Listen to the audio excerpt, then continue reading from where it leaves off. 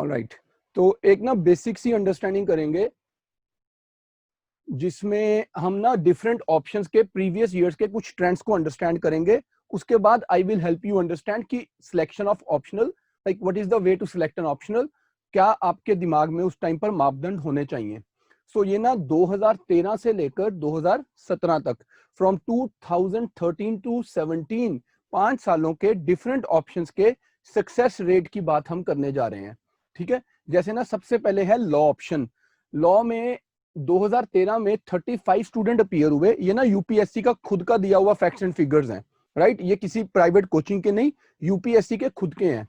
सो 2013 में 35 students law option से पास हुए थे out of 144। That means 24.3% students जिन्होंने लॉ ऑप्शनल लिया, दे क्वालिफाइड फॉर देयर इंटरव्यू। 2014 में 235 में से 40 स्टूडेंट्स का क्लियर हुआ, 17% हो गया। 2015 में 245 में से 41 का हुआ, 16.7 हो गया। फिर 2016 में लॉ ऑप्शन में 313 लोग अपीयर हुए, लेकिन सिर्फ 12 क्वालिफाई कर पाए, 3.8% सक्सेस रेट हो गया। 2017 में 2017 में 304 लोग अपीयर हुए, 43 क्वालिफाई किए फॉर देयर इंटरव्यू, 14.1 हो गया। सो पिछले 5 सालों में लॉ ऑप्शनल का सक्सेस रेट जो है वो है 13.8%। अब इसी तरह मैं तुम्हें ना मेन ऑप्शंस का सिर्फ सक्सेस रेट एक बार बताता हूं, उसके बाद तुम्हें आइडिया दूंगा कि what yardstick you must have in your mind before you plan any optional. So law option का 5 साल का जो एवरेज सक्सेस रेट है वो 13.8%, और जो लास्ट फिगर यूपीएससी ने दी है 2017 के 17 में it was 14.1%। If somebody has raised hand, I'm sorry, I cannot answer your doubt right now. Let me first explain few things and then I will come back and answer your questions. So kindly don't raise your hands at the very start. Commerce option जिन लोगों ने लिया उनका success rate है 10.3%। 10.3%, जो recent है वो 12.5% है। सो लॉ का 14.1% था, कॉमर्स का 12.5% है। साइकोलॉजी जिन्होंने लिया उनका 5 सालों का जो एवरेज सक्सेस रेट है वो 12.9% है, और जो रिसेंट पास्ट है वो 10.9% है। मेडिकल जिन्होंने लिया उनका 5 साल का सक्सेस रेट 16.8% है, और लास्ट का जो सक्सेस रेट है वो 10.2% है। जिन्होंने पब्लिक एडमिनिस्ट्रेशन लिया उनका 5 सालों का जो एग्रीगेट सक्सेस रेट है वो 7.4%, जबकि पिछले साल जो था 2017 का जिसका हमारे पास डाटा है वो 10.2% था। फिजिक्स का भी 10.6% है एग्रीगेट, एंथ्रो का 11.5% है, सोशियोलॉजी का 9.8% है, political science and international relations का 7.8%, केमिस्ट्री का 8.9%, मैनेजमेंट का 11.2%, Hindi 6%, philosophy 6.5, economics 11.2, mathematics 7.9, geography 5.5, history 5.9, agriculture 10.9, animal husbandry 12.2, botany 9.4, civil engineering 6.8, electrical engineering 9.3, geology 3.2, Assamese Assam में। अब इसमें ना फैक्ट पता क्या है, इसमें बहुत कम लोगों ने पेपर दिया, तो इसका सक्सेस रेट 5.9 है।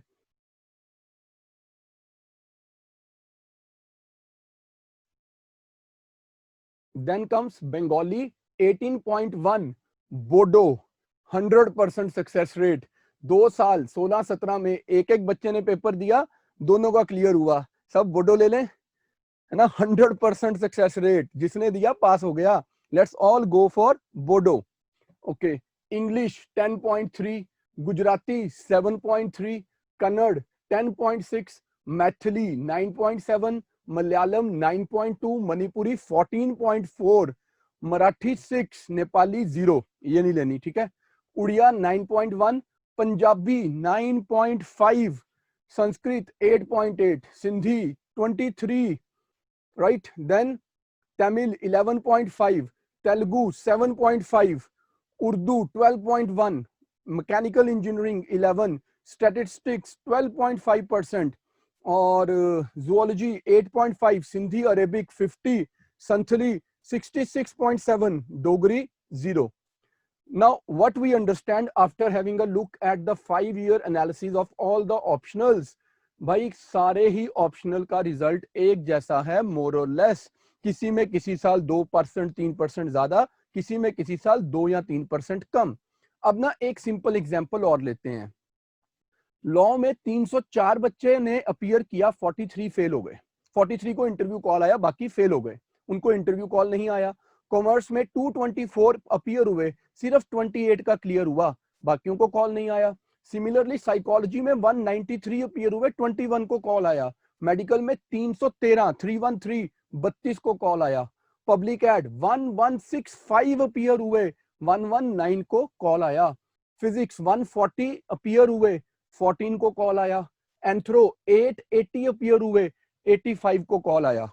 इसी बेसिस पे मैं ये डॉक्यूमेंट आपके साथ शेयर करूंगा ताकि आप भी इसको एक बार देखो. You to have a look at it and yourself then decide कि यार ऐसा क्या है कि एक ऑप्शन में 10 12 15% लोग क्लियर करते हैं, बाकी क्लियर नहीं करते. तो हम किस ऑप्शन को सेफ, किसको स्कोरिंग, किसको छोटा सिलेबस मान के वो ऑप्शन लें, राइट? या ये क्या यार्डस्टिक हो कि वो मुझे जीएस में हेल्प करेगा.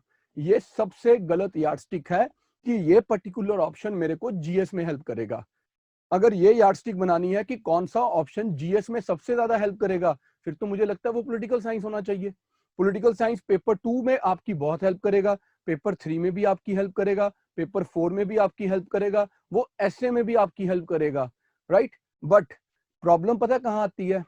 अगर मैंने ऑप्शनल तैयार किया है, मैं ना आपको अपने ऑप्शनल से एक एग्जांपल देता हूं. लेट्स से कि मैंने हिस्ट्री ऑप्शन तैयार किया है. जब मैंने हिस्ट्री ऑप्शन तैयार किया, साथ साथ आज मैं चाय पीऊंगा.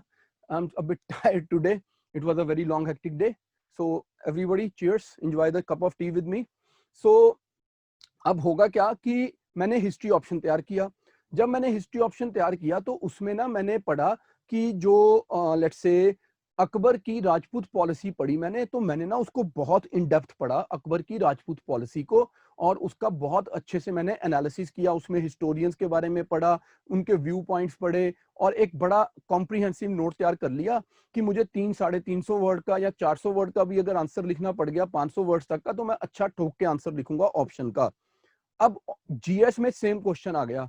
मेरे पास इतना फॉर्डर है, इतने फैक्ट्स हैं, मैं यही डिसाइड नहीं कर पा रहा कि इनमें से कौन सा लिखूं और कौन सा छोड़ दूं, राइट? तो एट टाइम्स मैं ना उस टाइम पे हैंडीकैप्ड फील करता हूं कि यार मेरा ऑप्शन है ना हिस्ट्री, ये मेरी स्ट्रेंथ नहीं, ये जीएस में मेरी वीकनेस हो गया क्योंकि मेरा टाइम वेस्ट करा दिया इसने. तो ये सोच के तो हमने कभी ऑप्शन नहीं लेना कि मुझे वो जीएस में हेल्प करेगा.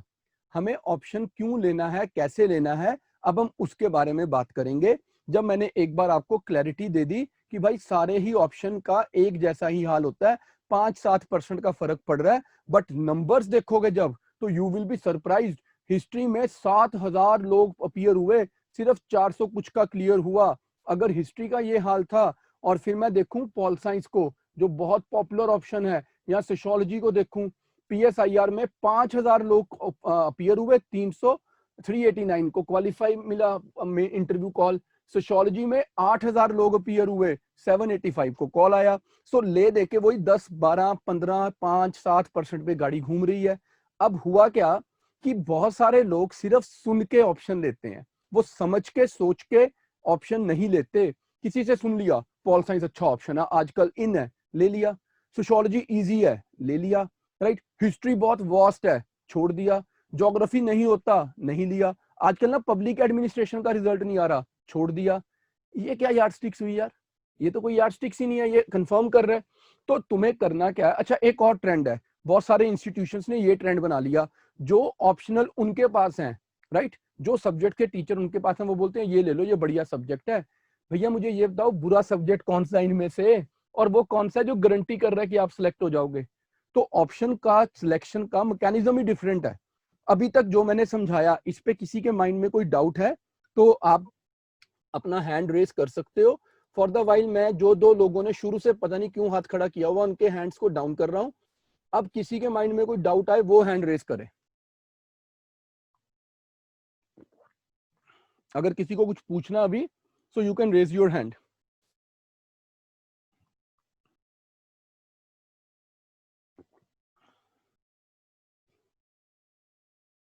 बसंत कुमार, मैं तो ये पूरा डॉक्यूमेंट ही आपके साथ ग्रुप में शेयर कर दूंगा। फिलॉसफी का सक्सेस रेट 6.5 आता है पिछले 5 साल का, अदरवाइज 6.5, और 2017 में 7% था।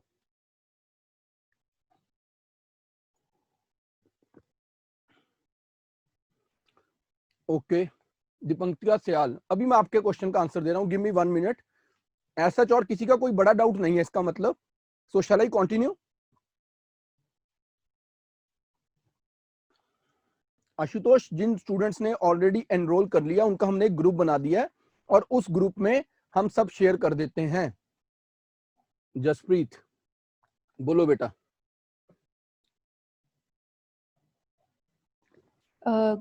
Good evening, sir.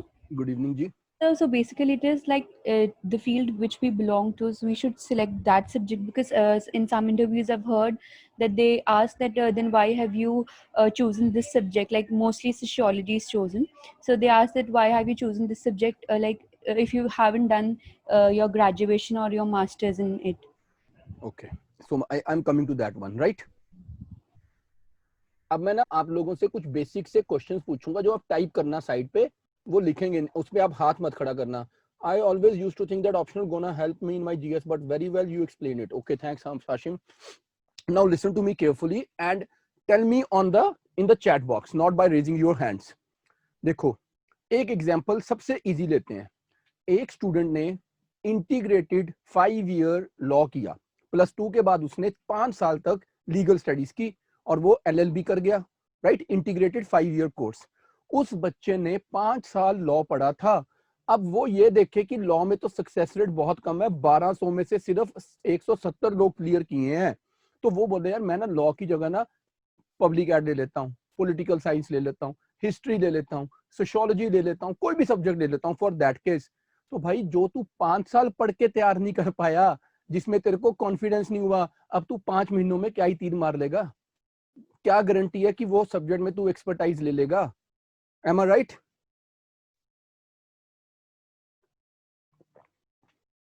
If somewhere you had been studying something, let's say I did my MA political science, मैंने BA में भी तो political science पढ़ी होगी ना, and there is a chance कि मैंने +1 +2 में भी थोड़ी political science पढ़ी हो, राइट? अगर मैंने शुरू से ह्यूमैनिटीज की, अगर मैंने ऐसा किया कि +1 +2 में नॉन मेडिकल लिया था और फिर मेरा IIT में हुआ नहीं और मुझे किसी अच्छे कॉलेज में एडमिशन नहीं मिला, फिर मैंने ह्यूमैनिटीज में शिफ्ट किया, मैंने BA में पॉलिटिकल साइंस ले ली, 3 साल पॉल साइंस तब भी पढ़ दी, अब मुझे पॉल साइंस नहीं लेनी है, क्यों? बड़ी वास्ट है। ओ भाई कैसे वास्ट है? 3 साल में पढ़ा क्या था फिर? उन 3 सालों में BA में अगर तुमने हिस्ट्री पढ़ी थी तो हिस्ट्री कैसे वास्ट है, ज्योग्राफी पढ़ी थी तो वो कैसे वास्ट है? तो सबसे पहले तो तुम्हें वो सब्जेक्ट लेना जो तुमने खुद ग्रेजुएशन में किया है, जिसमें तुमने ग्रेजुएशन की है, वो तुम्हारी फर्स्ट नेचुरल चॉइस हो। और अगर बाई चांस तुमने ऑनर्स किया है, खत्म, बस फिर तो डिस्कशन, डिबेट इज ओवर, फिर तुम्हें वही सब्जेक्ट लेना है। भाई जिसमें तुम्हारा इंटरेस्ट था, तुमने 3 साल वो सब्जेक्ट पढ़ा है और 3 साल वो सब्जेक्ट पढ़ने के बाद तुम उस सब्जेक्ट के सारे न्यूएंसेस के साथ फेमिलियर हो, तुम्हें पता है कि हिस्ट्री में क्या पूछते हैं, तुम्हें पता है ज्योग्राफी में क्या होता है, you know what is geomorphology, you know what is climatology, तुम्हें पता है क्या क्या कहाँ पे पढ़ना है। तुमने पॉल साइंस लिया, तुम्हें पता है वेस्टर्न पॉलिटिकल थिंकर्स में मार्क्स के एक आइडियाज क्या है, नियो मार्क्सिज्म क्या होता है, लिबर्टी, इक्वालिटी, फ्रेटर्निटी, जस्टिस के क्या आइडियाज हैं, जॉन रॉल्स की क्या थ्योरी है, तुमने सब पढ़ा हुआ है। अब अगर तुमने ग्रेजुएशन में जो सब्जेक्ट पढ़े हैं, और मैंने इसीलिए ये दिखा दिया भाई कि बॉटनी में भी 9.4% है, सिविल इंजीनियरिंग 6.8 है, इलेक्ट्रिकल इंजीनियरिंग 9.3 है, जियोलॉजी भी 3.2 है, राइट? कोई सब्जेक्ट देखो, कोई सब्जेक्ट, तुम सोचो मैकेनिकल इंजीनियरिंग भी 11% रिजल्ट दे रहा है। तो ऐसा क्या हो गया कि जिस सब्जेक्ट को मैंने 3 4 5 साल पढ़ा वो मेरा ऑप्शन नहीं रहा? और अगर हम उस सब्जेक्ट को ऑप्शनल लें जो हमने ग्रेजुएशन में किया था, सो 70 80 90% तक चांस है कि मुझे कोचिंग की जरूरत ही ना पड़े। Where is the need for coaching for an optional subject? जो सब्जेक्ट मैंने खुद पढ़ा था, अब उसकी अगर मैं एडवांस बुक्स उठाऊंगा तो मेरा बेस तो ऑलरेडी क्लियर है। अगर किसी एक स्टूडेंट ने केमिकल इंजीनियरिंग या मैकेनिकल इंजीनियरिंग या सिविल इंजीनियरिंग की है, उसका बेस क्लियर है। अगर कोई चार्टर्ड अकाउंटेंट है और वो अब अकाउंटेंसी को ही अपना ऑप्शन बना रहा है, तो उसका तो बेस क्लियर है ना। अब तुम एक सीए को बोलो भाई छोड़, सीए बहुत मुश्किल वाला टॉपिक है, इसमें अकाउंट्स वाला, उसके ना मार्क्स कम आते हैं, तू एक काम कर, तू ना पॉलिटिकल साइंस ले ले, बड़ा पॉपुलर सब्जेक्ट है। तो भाई उसको बेस बनाने के लिए भी तो टाइम चाहिए। और अगर कोई ऐसा स्टूडेंट आ गया जिसने मास्टर्स इन पॉलिटिकल साइंस की है या जिसने ऑनर्स इन पॉलिटिकल साइंस की है, let's take an example of Tina Dabi, 3 साल ग्रेजुएशन की, पॉलिटिकल साइंस सब्जेक्ट था, पेपर दिया, फर्स्ट अटेम्प्ट 21 एज, रैंक 1। उसने तो नहीं ये सोचा होगा ना उस दिन की मुझे कोई और ऑप्शन लेना है।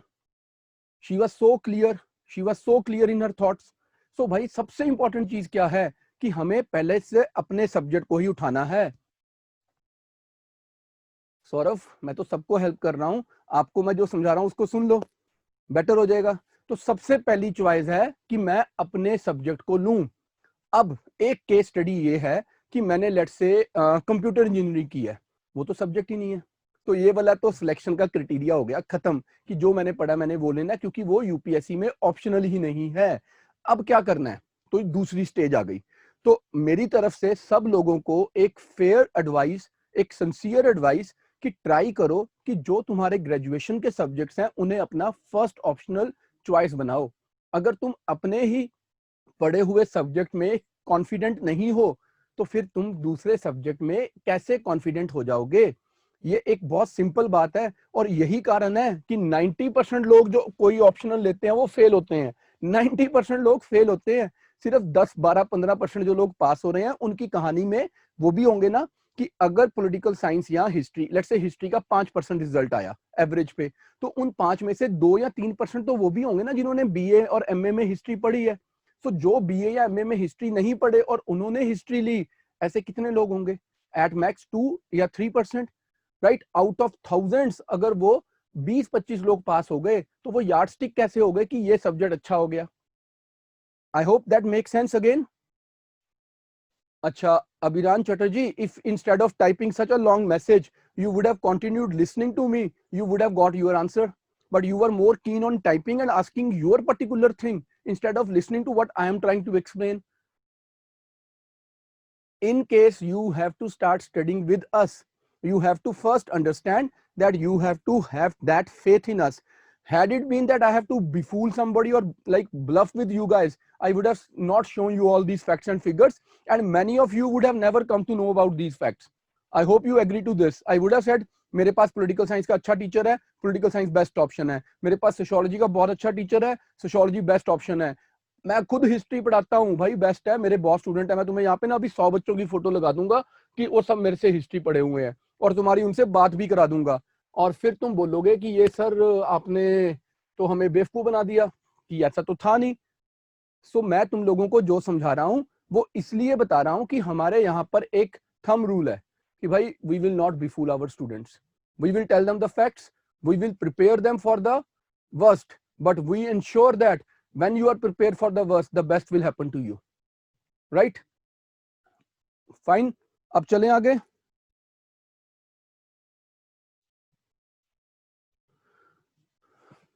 ऑल राइट, मिश्रा जी चिंता मत करो, दुनिया को इतना कुछ हम फ्री देते हैं, आपको ये फाइल फ्री दे देंगे। अभी जो पढ़ा रहे हैं बता रहे हैं वो भी आप फ्री सुन रहे हो ना आज, तो सुन लो इसको, क्यों घबराए हो इतना।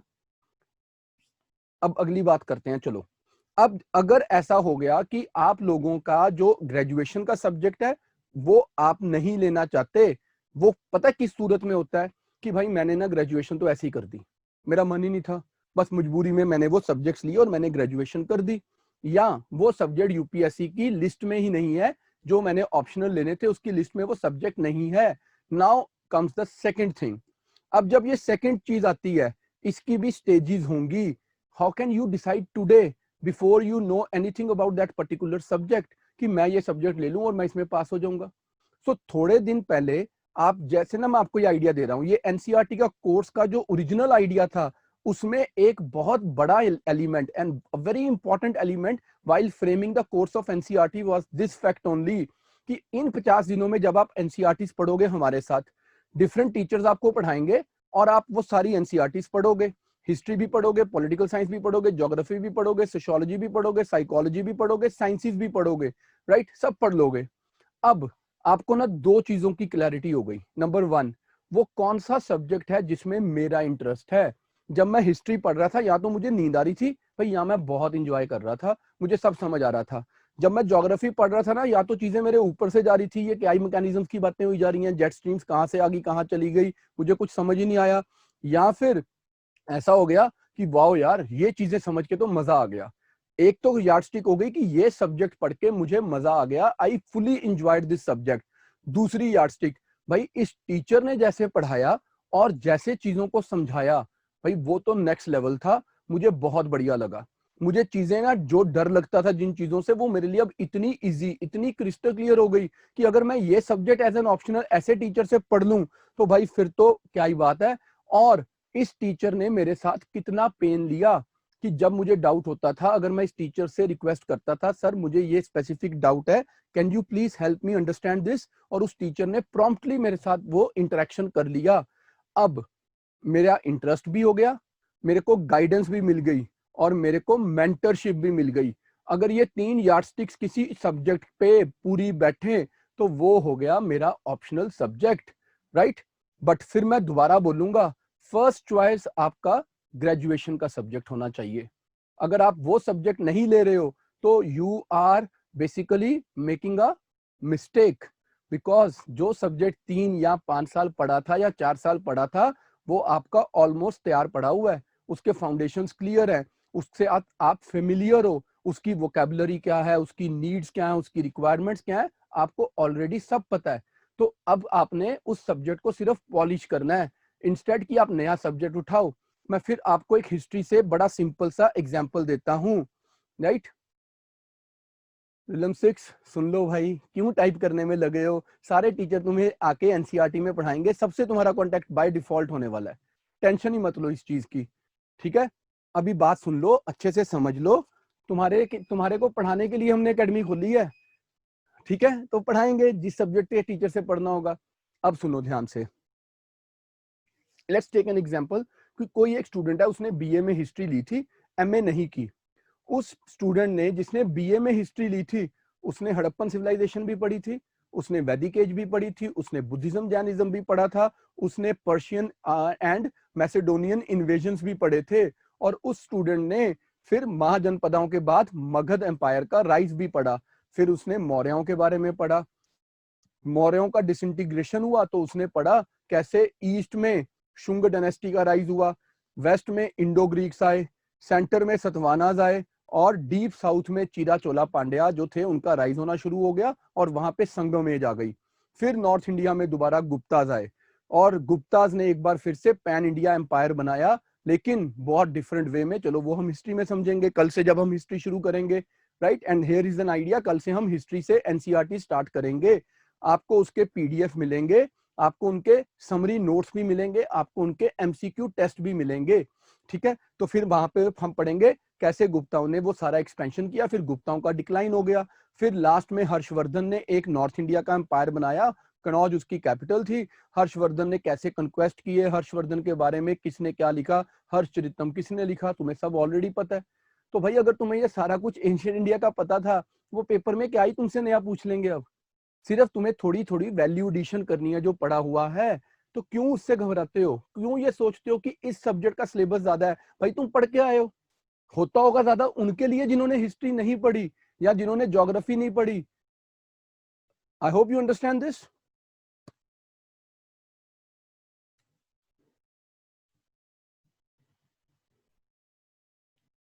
Agree and understand.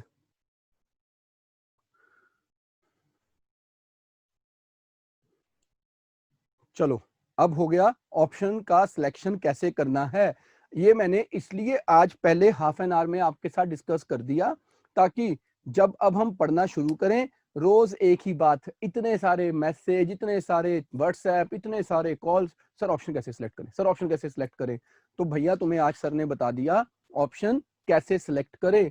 तो आज के बाद हम ऑप्शन के बारे में दोबारा कभी बात नहीं करेंगे। आज से हम बात करेंगे उस डॉक्यूमेंट की जो अब हमने पढ़ना शुरू करना है, and this is about NCERTs. ये डॉक्यूमेंट हम ऑलरेडी आपके साथ शेयर कर चुके हैं। आज मैं आपको इस डॉक्यूमेंट के बारे में कुछ बेसिक इंफॉर्मेशन दूंगा और उसके बाद हम कल से अपनी एनसीईआरटीज पढ़नी शुरू कर देंगे। As I told you yesterday कि अब ना हम आज का लेक्चर थोड़ा कंपैरेटिवली शॉर्ट ड्यूरेशन का होगा। Jayant, no, we don't have a teacher for math. I'm sorry. So पहले तो ना आप यही देख लो कि हम एनसीईआरटी में ही एंशियंट मिडिवल एंड कल्चर भी कवर करेंगे, मॉडर्न हिस्ट्री भी कवर करेंगे, वर्ल्ड हिस्ट्री भी कवर करेंगे। लेकिन सबसे पहले कल हम स्टार्ट करेंगे modern history and world history के साथ। पहले मॉडर्न होगा फिर वर्ल्ड होगा, राइट। उसके बाद Preeti Bhatia, yes, we have a teacher for law option. And can we ask these questions now towards the end of the class when I give you the window and instead focus on what I'm explaining? I suppose you have come here to understand what I have to tell you first and then to ask your questions. All right. So पहले हम modern से शुरू करेंगे कल से। अभी मैं आपको बताऊंगा कौन कौन सी बुक से क्या क्या हम पढ़ेंगे। एंशियंट एंड मिडिवल करेंगे, मॉडर्न से स्टार्ट होगा वर्ल्ड हिस्ट्री है, हम इंडियन सोसाइटी भी थ्रू एनसीईआरटी पढ़ेंगे, राइट। फिर ज्योग्राफी को करेंगे, पॉलिटी को करेंगे, गवर्नेंस भी करेंगे एनसीईआरटी के थ्रू, इंटरनेशनल रिलेशन जिसमें इंडिया फॉरेन पॉलिसी है, इंडियन इकोनॉमी होगी, डिजास्टर मैनेजमेंट होगी, साइंस एंड टेक्नोलॉजी होगी। और अगर इंटरनल सिक्योरिटी में कहीं पर हमें एनसीईआरटी हेल्प करती है तो हम एनसीईआरटी से वो भी पढ़ेंगे। अब देखो कहां से क्या क्या पढ़ेंगे। सारा सिलेबस जो यूपीएससी ने बताया है एनसीईआरटी के थ्रू हम उसको कैसे कवर करेंगे। Let's take one example. Stone age है एंशिएंट इंडिया में। स्टोन एज में आता है palaeolithic, mesolithic, neolithic, chalcolithic, occupations, tools, pottery, settlements, lifestyles, prehistoric art, cave paintings, ये सब हमने स्टोन एज में पढ़ना है। इसके लिए प्राइमरी सोर्स क्या है? एनसीईआरटी क्लास 6 चैप्टर 3, बस ये प्राइमरी सोर्स है। सेकेंडरी सोर्स क्या है? हमारे इंस्टीट्यूशन के नोट। जब आप एडवांस कोर्स करोगे तब आपने सिर्फ हमारे इंस्टीट्यूशन के नोट्स पढ़ने हैं। प्राइमरी में हम आपको एनसीईआरटी में 6 क्लास की जो एनसीईआरटी है उसका चैप्टर 3 कल मीन जब एंशिएंट इंडिया आएगी तब हम आपको ये पढ़ा देंगे। फिर आता है Indus valley civilisation, bronze age. इसमें आता है origin, extent, cities and towns, architecture, society, economy, polity during Indus valley civilisation, decline and its causes.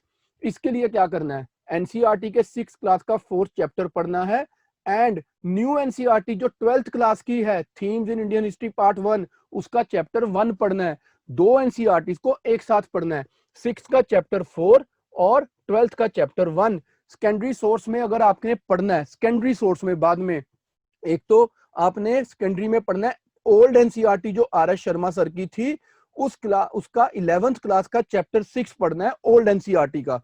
Fine. Otherwise हमारे इंस्टीट्यूशन के जो नोट्स होंगे उसमें ये कवर्ड होगा। फिर आता है वैदिक एज। वैदिक एज में क्या है? Advent of Aryans, family and kinship, tribal Rigveda, social practices, then tribal polity and administration, occupation and economy, religion and Vedic gods. ये कंप्लीट है। तो पहले हम एनसीईआरटी 6th क्लास की एनसीईआरटी का चैप्टर 5 पढ़ेंगे और अगर आपका दिल करे तो आप साथ में आर.एस. शर्मा की जो 11th क्लास की एनसीईआरटी थी पुरानी ओल्ड एनसीईआरटी, उसका चैप्टर 7 एंड 8 पढ़ोगे। 6 की क्लास का 5th चैप्टर आपको मैं कल पढ़ा दूंगा। अब आपका अगर दिल करे, कल मींस जिस दिन क्लास में टीचर पढ़ाएगा, अगर आपका दिल करे उसी बेसिस पे आप फटाफट से ओल्ड एनसीईआरटी ऑनलाइन पढ़ी है 11th वाली आर.एस. शर्मा सर की, उसका चैप्टर 7 8 पढ़ो। ऐसे ही महाजनपदास बुद्धिज्म है, उसके लिए 6 क्लास का चैप्टर 5 एंड 6 पढ़ेंगे और 12th क्लास जो न्यू एनसीईआरटीज हैं जो हमने आपको पढ़ानी है उसका themes in Indian history part 1 का चैप्टर 2 एंड 4 पढ़ेंगे। That means rise of mahajanapadas हो गया, बुद्धिज्म जैनिज्म हो गया, अलेक्जेंडर का इन्वेजन हो गया। इस सारे को पढ़ने के लिए हमने सबसे पहले 6 क्लास का 5th एंड 6th चैप्टर पढ़ना है, फिर 12th क्लास की बुक का 2nd एंड 4th चैप्टर पढ़ना है। और याद है हमने क्या डिसाइड किया था कि art and architecture is very important in culture. तो क्लास +1 की एक बुक आती है हिस्ट्री की, फाइन आर्ट्स वाली, उसके चैप्टर 9 10 11 12 साथ में पढ़ने हैं। अगर हमने इसको एक साथ पढ़ लिया, 2 2 4 और 2 8 चैप्टर्स, इस पर्टिकुलर टॉपिक का हमारा मोस्ट कॉम्प्रिहेंसिव नोट तैयार हो गया। एक बार ये नोट बन गया एनसीईआरटी से, आपका 70% तक का जो टॉपिक है एग्जाम के लिए वो तैयार हो गया, 60 to 70%, राइट। इस तरह ये हमने पूरी एक लिस्ट बनाई है। इसमें जहां जहां पे जॉन सी एनसीईआरटीज इंपॉर्टेंट है, न्यू एनसीईआरटीज, वो हम आप लोगों को क्लास में कंप्लीट करवाएंगे, ठीक है। ऐसे ना मिडिवल हिस्ट्री का पूरा टॉपिक बना हुआ है, 7th क्लास की कौन सी एनसीईआरटी है, कहीं पे हमने लिखा हुआ है राज मल्होत्रा आईएएस इंस्टीट्यूट बुकलेट, वहां पर हमने इन टॉपिक्स को मल्टीपल सोर्सेज से कवर किया हुआ है ताकि आपके मैक्सिमम जो कंपोनेंट्स हैं वो मोस्ट कॉम्प्रिहेंसिव वे में तैयार हो जाएं, राइट। इसके बाद भक्ति सूफी मूवमेंट है, भक्ति सूफी मूवमेंट के लिए 7th क्लास का चैप्टर 8 पढ़ना है न्यू एनसीईआरटी का, और 12th क्लास की जो थीम्स इन इंडियन हिस्ट्री है उसमें से हमने पढ़ना है, और ओल्ड एनसीईआरटी का भी कुछ चैप्टर पढ़ना है, वो मेंशन किया हुआ है सारे का सारा। अब जब हमने हिस्ट्री पढ़ दी, उसके बाद हिस्ट्री के ऐसे सारे चैप्टर्स को अंडरस्टैंड कर लिया, I want to share the idea of those topics which usually we ignore. अब ना नितिन सिंघानिया की बुक आती है जो बड़ी पॉपुलर है कल्चर के लिए, राइट? उसको अगर आप पढ़ोगे, बहुत बड़ी बुक है, या तो आप वो पूरी बुक पढ़ोगे इंडियन आर्किटेक्चर के ऊपर या इंडियन कल्चर के ऊपर, बहुत बहुत बड़ी बुक है। देखो ये पूरा टॉपिक उसी में चली जा रहा है, नितिन सिंघानिया नितिन सिंघानिया नितिन सिंघानिया, वो 700-800 पेज की किताब बन जाती है, which is genuinely very good book, very very good book. या तो आप वो बुक पढ़ लोगे, या अगर एनसीईआरटी से तो हम आपको कवर कराएंगे ही कराएंगे ये टॉपिक, या फिर अगर आप हमारा एडवांस कोर्स कर रहे हो तो हमने इसकी भी समरी बनाई हुई है, इसके भी हमने बहुत अच्छे नोट्स बनाए हुए हैं जो कि 200 पेज की किताब बनती है, वो आप पढ़ सकते हो। अब यही हो गया मॉडर्न इंडिया, इसको भी एनसीईआरटी के थ्रू पढ़ देंगे। एनसीईआरटी से कवर कराते हुए we will take you into the advance course, right? ये सारा उसमें आएगा modern India, most comprehensive way में एनसीईआरटी में जहां जहां जो जो टॉपिक्स आएंगे वो हम सारे आपके वन बाय वन कवर कराते जाएंगे, राइट? अब वो इंपॉर्टेंट चीजें जो यूजुअली लोग एनसीईआरटी में इग्नोर कर जाते हैं, मैं आपके साथ वो स्पेसिफिकली डिस्कस करना चाहता हूं, क्योंकि हिस्ट्री हो गया, पॉलिटी हो गया, इकोनॉमी हो गया, ज्योग्राफी हो गया, ये तो सब लोग पढ़ते हैं। तो एक बार मैंने आपको आइडिया दे दिया कि ये चीजें इंपॉर्टेंट हैं, बाकी ये डॉक्यूमेंट आपको दिया हुआ है। अब ना वर्ल्ड हिस्ट्री की बात करते हैं। देखो एनलाइटनमेंट का एक टॉपिक आता है, what was meant by enlightenment, historical context of the age of enlightenment, broad features of the enlightenment thought, contribution of important enlightenment thinkers and significance. क्योंकि आईएएस के पेपर में ये मेंस में आता है, तो उसी हिसाब से आपके लिए कुछ क्वेश्चंस फ्रेम हो गए। इसके लिए या तो आप हमारी हिस्ट्री के नोट्स पढ़ रहे हो जो हमने खुद बनाए हैं, या आप तमिलनाडु बोर्ड की एनसीईआरटी 12th क्लास का चैप्टर 11 पढ़ोगे। तो यहाँ पे हम आपकी हेल्प करेंगे कि हम आपको ये वाली बुक्स बताएंगे भी और समझाएंगे भी, राइट? डिक्टेट नहीं करेंगे, इनकी समरी भी नहीं देंगे। समरी हम सिर्फ आपको वर्ल्ड हिस्ट्री की 9th 10th और 11th वाली बुक जो सीबीएसई की है उसमें से देंगे, लेकिन ये हमने आपको गाइडेंस के लिए दे दिया। हाँ, अगर आप एडवांस कोर्स कर रहे हो हमारे साथ तो ये सारा कुछ हमारे नोट्स में ऑलरेडी कवर्ड होगा, और क्लास में एक्सप्लेन भी होगा और डिक्टेटेड भी होगा। सो इस तरह वर्ल्ड हिस्ट्री के आपके हम नोट्स बनवाएंगे, पहले एनसीईआरटीज के, और फिर एडवांस कोर्स में प्रॉपर स्ट्रेटेजिक प्लानिंग करके स्टेप बाय स्टेप आपको एक कॉन्फिडेंस देते हुए to make you feel more and more comfortable with the things, हम आपके ये नोट्स कंप्लीट करवाएंगे और आपको आंसर राइटिंग की प्रैक्टिस भी कराएंगे, राइट? ये हो गया सारा वर्ल्ड हिस्ट्री का टॉपिक खत्म। अब आती है इंडियन सोसाइटी। यूजुअली लोग इसको करते हैं एनसीईआरटी में इग्नोर। उसके लिए अगर हम बात करें फीचर्स ऑफ इंडियन सोसाइटी, इसमें क्या आता है? सेलिएंट फीचर्स आ गए, changes within Indian society आ गया, कॉजेज ऑफ चेंज आ गया, core values of Indian society, Indian society vis western society, socialization and social institutions, family structure, marriage institution. इसके लिए आपको क्या करना है? 12th क्लास की एक बुक है इंट्रोड्यूसिंग इंडियन सोसाइटी, एनसीईआरटी है, राइट? क्लास 12 की इंडियन सोसाइटी की जो book, chapter 3 social institutions, continuity and change, ये चैप्टर पढ़ना, और ये हम आपको एनसीईआरटी वाले बैच में करवाएंगे, right? Jaikant Yadav, we are not providing any books, we are only providing PDF and that too highlighted and summary notes. NCERT की बुक्स अगर आपको फिजिकली चाहिए तो वो आप लोगे, हम तो ऑनलाइन पढ़ा रहे हैं, ऑनलाइन नोट्स प्रोवाइड कर देंगे, राइट? ऐसे ही अगर हम बात करें यूनिटी इन डाइवर्सिटी की, तो इसमें ना क्लास 12th की जो एनसीईआरटी है उसका chapter 6 the challenges of cultural diversity. इसके अलावा ना हमने यहाँ पे मेंशन किया कि national institute of open schooling notes में चैप्टर 24 बहुत इंपॉर्टेंट है, आप अगर वो पढ़ोगे बढ़िया रहेगा। कास्टिज्म के लिए 11th क्लास की चैप्टर 3 में understanding social institutions, class 12th का chapter 3 social institutions, continuity and change, वो दोबारा पढ़ोगे आप तो आपका ये टॉपिक अच्छे से कवर हो जाएगा। बाकी एडवांस कोर्स में राज आईएएस के चैप्टर 7 में ये दिया हुआ है नोट्स में। ऐसे आप देखो सारे के सारे जो टॉपिक्स हैं, 12th क्लास की एनसीईआरटी कहाँ इंपॉर्टेंट है, कहाँ पे कौन सी साइट से क्या इंपॉर्टेंट मिलता है, वो सारा हमने आपके लिए एक स्ट्रक्चर में बना दिया। You will always find yourself in a very safe hands when we will be doing all this for you. Obviously अगर आप बेटा हमारे साथ फुल कोर्स करोगे, एडवांस कोर्स, तो आपको सारी बुकलेट्स मिलेंगी और वो भी फिजिकल मिलेंगी। हम यहाँ से आपको एक 14 बुक्स का सेट कोरियर करेंगे, आप जहां भी रहते हो आपको वहीं मिलेगा, राइट। ये सारा सोसाइटी का टॉपिक हो गया जिसके ऊपर हमने पूरा आपको समझा दिया कहाँ पे कौन सी बुक्स हैं, कहाँ पे क्या क्या पढ़ना है। ये डॉक्यूमेंट हम ऑलरेडी शेयर कर चुके हैं जिन लोगों ने एडमिशन ले लिया। जिन्होंने अभी एडमिशन नहीं लिया वो फिर इसको अगर चाहते हैं तो वो हमारे साथ कॉन्टेक्ट करेंगे, अभी मैं समझाऊंगा कैसे। अब ज्योग्राफी की बात है। ज्योग्राफी में ना एक example solar system and our planets. अब इसमें सोलर सिस्टम आता है, लैटिट्यूड एंड लॉन्गिट्यूड आता है, मोशन ऑफ अर्थ आता है। तो क्लास 6 और 11th की बुक में से इसको पढ़ना है। 6 क्लास में चैप्टर 1 2 3 है और 11th क्लास का चैप्टर 2 है, right. Physical and human geography chapter 1 and 2। ये अगर आपने ये चैप्टर्स एक साथ पढ़े जैसे हमें हमारे टीचर्स तुम्हें यहाँ पढ़ाएंगे तो तुम्हारी ना बहुत क्लैरिटी के साथ अंडरस्टैंडिंग हो जाएगी। रलमे भाई, अगर मैं तुम्हें पहले कुछ पढ़ा दूं और तुम बाद में पूछ लो, उसमें समस्या है? या तुम्हें लग रहा है कि मैं पढ़ा के भाग जाऊंगा और तुम्हारे डाउट्स नहीं बताऊंगा?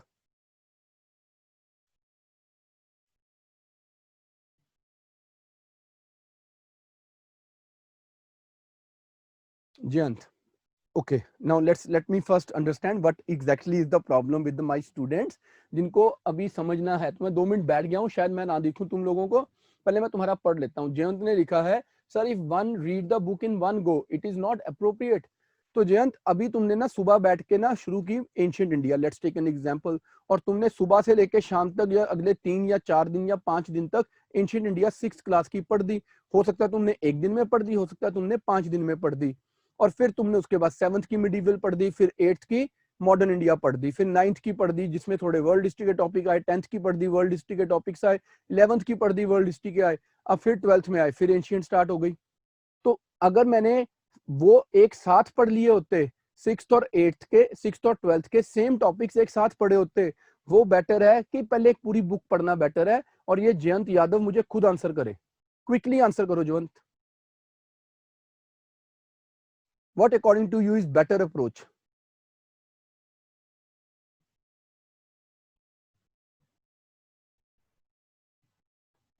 So if I was telling this in advance that this is a better approach, then what was the need of asking this question? Now can you please tell me that? पता है यहाँ पे ना सिर्फ पढ़ाते नहीं है हम स्टूडेंट्स को नर्चर करते हैं, उनको हैंड होल्ड करते हैं, उनको प्रॉपर गाइड करते हैं। तो मुझे बताओ तुम्हारे माइंड में ये डाउट क्यों आया जब मैं समझा रहा था कि सर से ये जरूर पूछा जाए कि एक बार में पढ़ ले तो बेटर है कि टॉपिक वाइज बेटर है? Let's get some clarity about this. Jayant, can I give you mic if you don't feel bad about it? And I suppose as we start interacting with our teachers, we gain confidence and we grow. So can I give you mic? Okay, your mic is not working. Never mind. So can you please write quickly?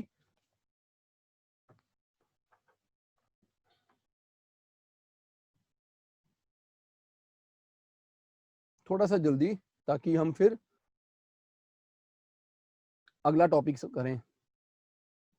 अभी आज मुझे तुम्हें 3-4 चीजें और समझानी है और कल से फिर हिस्ट्री स्टार्ट होनी है, तुम्हें उसके बारे में भी समझा के भेजना है।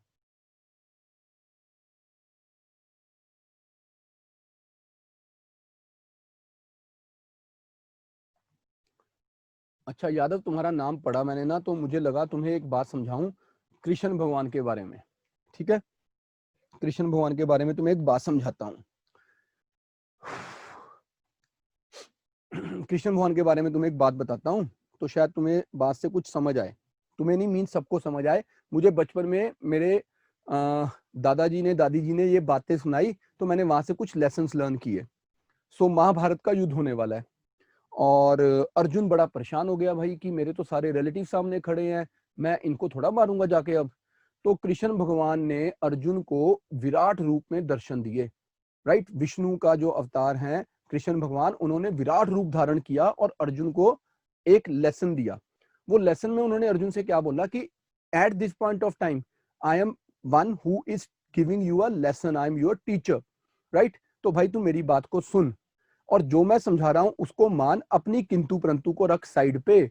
जो तू करने जा रहा है वो मेरी मर्जी से करने जा रहा है, जो मैं तेरे से करवा रहा हूं राइट उन्होंने ऐसे ही बोला ना उस समय पर कि सामने भाई भी है तो कोई टेंशन नहीं, सामने तेरा अपना गुरु भी है तो कोई टेंशन नहीं, तेरे अपने पितामह भी है तो कोई टेंशन नहीं, भाई आज तूने एक्शन लेना है, अपना दिमाग निकाल और साइड पे रख, जो मैं समझा रहा हूं वो कर, यही तेरा कर्म है और यही सत्य की राह पे चलने का एक लौता मंत्र है, अब तुझे ये करना है। तो अर्जुन ने उसके बाद दोबारा कृष्ण भगवान से किंतु परंतु किए बिना काम किया, और इतिहास में अर्जुन से बड़ा योद्धा हम किसी को मानते ही नहीं है। सो किंतु परंतु करने से बेटर है अगर तुम अपने टीचर की बात को सुनो, समझो और मान लो। लोगों ने तो बहुत सारी बातें बोलनी है। जिस दिन यादव का पेपर हो गया क्लियर, राइट, जयंत यादव बन गया आईएएस, अब उसको आके लोगों ने पूछना जयंत तुमने तैयारी कब शुरू की, तो जयंत दो तरह से झूठ बोलेगा उस दिन, एक नहीं दो तरह से, या तो मैं तो बचपन से ही आईएएस की तैयारी कर रहा था, मेरा तो बचपन से ही सपना था, और मैं तो शायद 7th 8th 9th 10th में ही साथ साथ पता नहीं क्या क्या पढ़ता था, लक्ष्मीकांत तो मैंने एलकेजी में ही पढ़ ली थी, रमेश सिंह यूकेजी में पढ़ दी थी। या वो ये ऐसा झूठ बोलेगा it was just a matter of 3 months that somehow I come across an idea that I should prepare for IAS. I gave 3 months and I was studying about 15-20 hours a day and that is it. This is the hard work. भाई सच्चाई ये होती है कि जो IAS बनता है वो सेम स्टेप्स फॉलो करके बनता है। जो लोग वो सेम स्टेप्स फॉलो करके बन जाते हैं, अब उनकी मर्जी होती है उन्होंने दूसरों को सेम स्टेप्स बताने हैं कि नहीं बताने। कुछ बहुत ही बढ़िया लोग हैं, उन्होंने अपने ब्लॉग्स लिखे और लोगों को सब सत्य समझाया, और कुछ लोग हैं जिन्होंने बिल्कुल चुपचाप ओब्लिवियन में चले गए कि तुम अपनी तैयारी खुद करो। तो तुम्हें मैं बुद्धिज्म से एक एग्जाम्पल और देता हूँ। बुद्धिज्म के दो स्कूल हैं, हीनयान महायान, राइट। वैसे तो बहुत सारे स्कूल है, वज्रयान भी है, पर दो मेन स्कूल हीनयान महायान। महायान और हीनयान में एक बड़ा अंतर क्या है? हीनयान में बोला गया सेल्फ हेल्प अप्रोच है, हर आदमी ने खुद बुद्धित्व प्राप्त करना है, बुद्धाहुड को खुद अटेन करना है, सारे एफर्ट्स खुद करने हैं। और महायान में उन्होंने बोला ऐसा नहीं, जिसको ज्ञान प्राप्त होगा वो बोधिसत्व होगा। बोधिसत्व पहले दूसरे लोगों को ज्ञान बांटेगा कि कैसे इस स्टेज तक पहुंचना है, और जब उसने कई सारे लोगों को ये ज्ञान दे दिया कि किस तरह इस स्टेज तक पहुंचना है कि तुम एनलाइटेंड हो जाओ, फिर वो बोधिसत्व इस संसार को त्याग दे, वो निकल जाए इस संसार से, राइट। और जब वो निकले तो वो बुद्धा बन जाए। सो अब तुमने क्या समझना है कि हम सबको सेल्फ हेल्प अप्रोच की बहुत इंपॉर्टेंट यहाँ पर नीड है। हम सबको अपना रास्ता खुद तय करना है। तो दूसरों की बातों को सुनो, इंक्लूडिंग मी। मैं ये नहीं बोलता कि मैं सब सही बताऊंगा, सब सच बताऊंगा। तुम मेरे से बेटर किसी और से भी समझ सकते हो, या तुम खुद भी इससे ज्यादा ज्ञान अर्जित कर सकते हो। जरूरी नहीं कि मेरे से ही पूछना है या मेरे से ही समझना है। हो सकता है मैं भी गलत बताता हूँ कुछ चीजें, राइट। लेकिन 20 साल का तजुर्बा हो गया इस एग्जाम को पढ़ाने के लिए, खुद भी तैयारी की थी बहुत साल पहले। अब तो समय के साथ साथ बहुत कुछ बदला। अगर मैं ना पढ़ाता होता तो मैं अभी तक बिल्कुल ऑब्सोलीट हो गया होता। जैसे अगर जब मैंने तैयारी शुरू की तो मैं भी किसी से जाके मिला कि सर मैं पॉलिटी के लिए क्या पढूं, उन्होंने बोला डीडी बासु पढ़ो। भाई डीडी बासु बहुत अच्छी किताब है, आज भी बहुत वैल्यू है उस किताब में, पर क्या वो उतने अच्छे से इस एग्जाम की नीड्स के लिए इवॉल्व हुई? नहीं। बीएल फादिया की किताब पढ़ो, भाई बहुत अच्छी किताब है, नो डिनाइंग द फैक्ट, पर क्या वो इस एग्जाम के चेंजिंग पैरामीटर्स के अकॉर्डिंगली, इस एग्जाम की रिक्वायरमेंट्स के अकॉर्डिंगली किताब इवॉल्व हुई? नहीं। तो जिन लोगों ने उस समय पढ़ा जब वो एग्जाम की नीड्स के अकॉर्डिंगली थी, उनको लगता था कि इससे अच्छी किताब कोई नहीं है।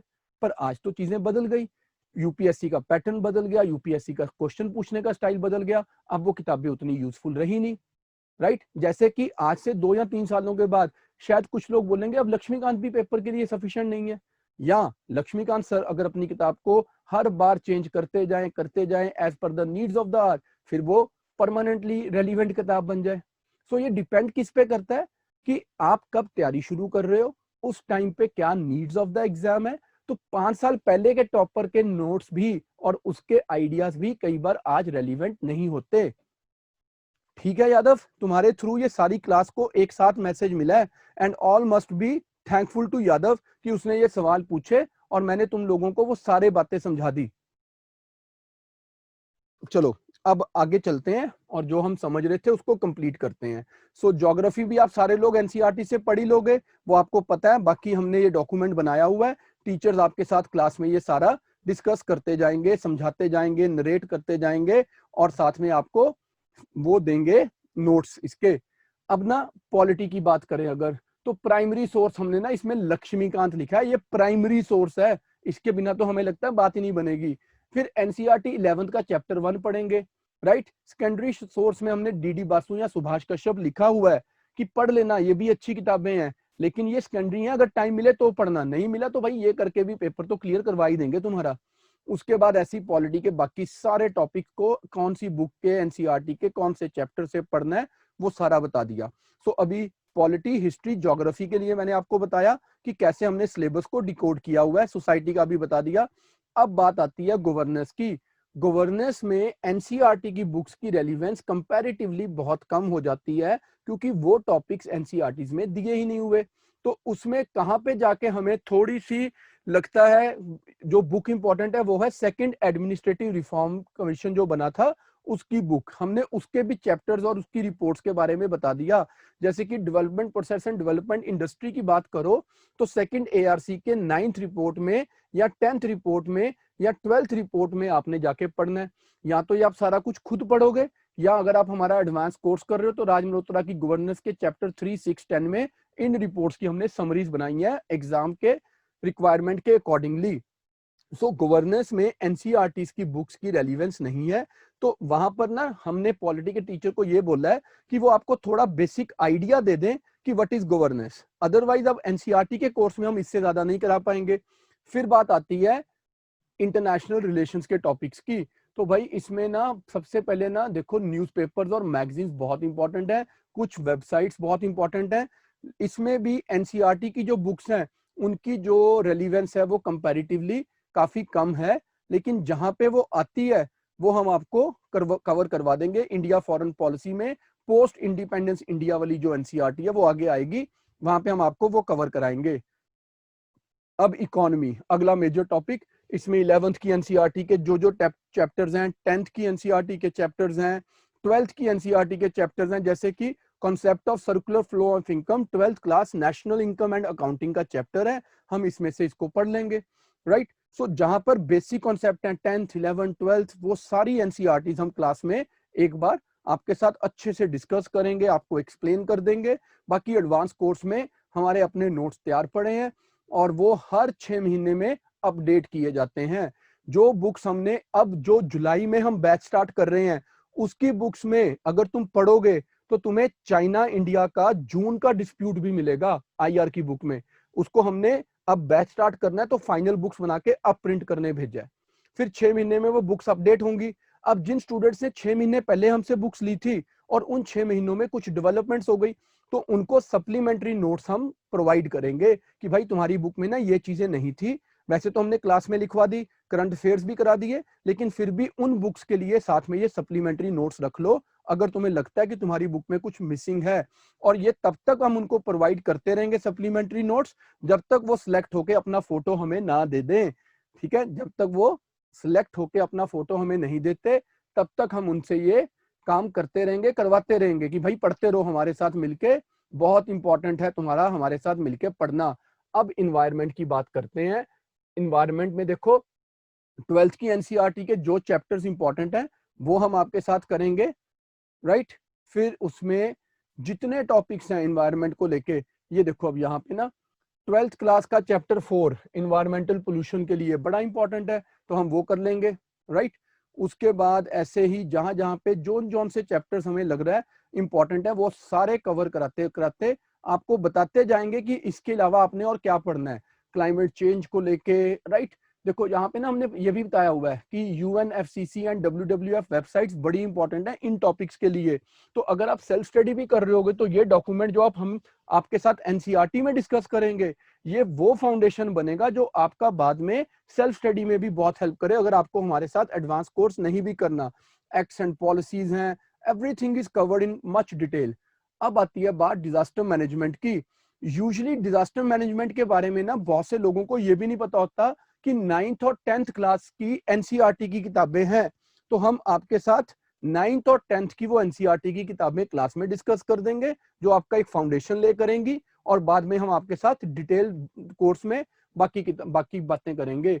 अब आ गई बात हमारे पास, we are talking about science and technology. Science and technology एक ऐसा टॉपिक है जो यूजुअली करंट अफेयर से कवर होता है, राइट, न्यूज़पेपर से हो जाता है। वैसे हमने नोट्स बनाए हुए हैं।